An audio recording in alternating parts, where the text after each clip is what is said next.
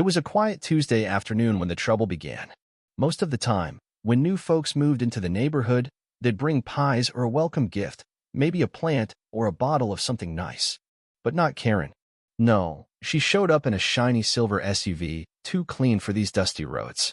Windows up, music blaring, eyes hidden behind oversized sunglasses like she was a celebrity, hiding from a paparazzi no one had sent. And in the back of her U-Haul? Broken furniture, two flamingo lawn ornaments sticking out like weird antennas, and the unmistakable smell of something. Unpleasant. She was different. She wasn't here to blend in, she was here to stand out. I didn't think much of it at first.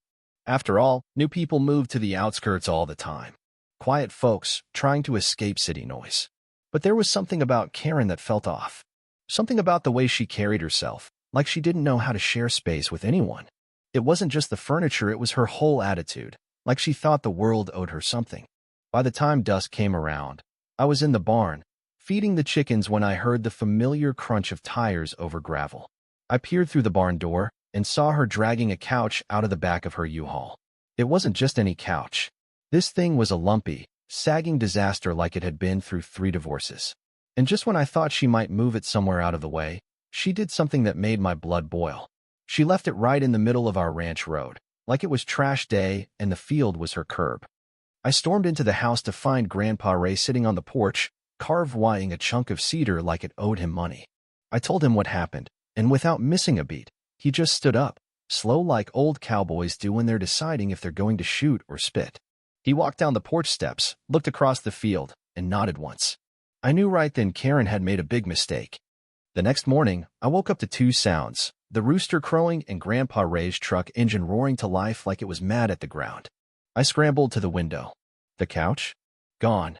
The recliner? Gone. But the silence that replaced the usual sound of Karen's antics made my stomach twist. I ran outside, heart pounding, barely able to catch my breath. When I got to the main road, that's when I saw it. Karen's porch had turned into a modern art exhibit. Every single piece of junk she dumped was now stacked with chaotic precision on her front steps. The couch, recliner, lampshade, it was like a trash sculpture, and there it was, standing proudly in her front yard. Beautiful. Horrible. Perfect.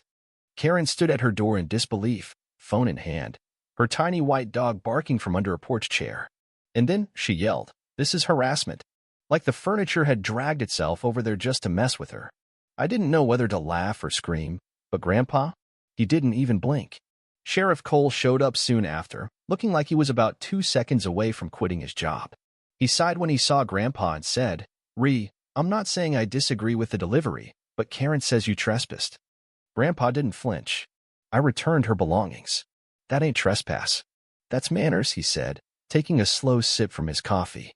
But Karen wasn't done. No, she took it straight to social media, uploading a video to the town's Facebook group with dramatic music and a caption that read, "Vigilante Grandpa Threatens Single Woman." It had over 200 shares by midnight, mostly from people laughing, but a few new neighbors took her side. By the next morning, she had put up private property signs on her lawn like she was defending a crime scene, and the war was on. Letters started flooding our mailbox. Some neighbors were supportive, others were scandalized. My school principal even emailed my parents saying it might not be safe for me to participate in the school rodeo club while this whole mess was going on. Grandpa? He didn't say much, just went out to the barn and started working on the old manure spreader. When I asked him why, he just muttered, "Every story needs escalation." That night, I couldn't sleep. I kept replaying Karen's face when she saw her porch redecorated. It wasn't just anger. No, it was something else. Fear. Embarrassment. Or maybe she was the type of person who thought that if she smiled wide enough, rules just didn't apply to her. Then came the second offense. At 2 a.m., I heard the tires crunching on gravel again. I peeked through the blinds, and there she was, dressed in black like a raccoon with a vendetta, dragging more junk from her car. This time, a broken coffee table and a dismembered dresser drawer. And what did she do? Dumped them right back at the road's edge and took off. Grandpa didn't blink. He didn't get mad. He didn't even flinch. He just gave me a look. She wants a war? She's got one. And that's when Grandpa started planning his next move. He was a man who once broke a wild horse with a torn rotator cuff and a hangover. He raised 3 kids, served YVED 2 lightning strikes, and won a jalapeno eating contest in 1979 no one dared bring up. Karen? She didn't know who she was messing with. Grandpa pulled out some old MOVYing sales signs and grinned. We're going to have some fun. The winds picked up. Dust filled the air, like it always does before trouble hits. The battle for Ranch Road had officially begun. Sheriff Cole wasn't even halfway down the porch steps before Karen launched her next grenade. The next morning, her driveway looked like a crime scene, caution tape draped around lawn chairs, a sign zip-tied to her mailbox that read, "Stalked by local man."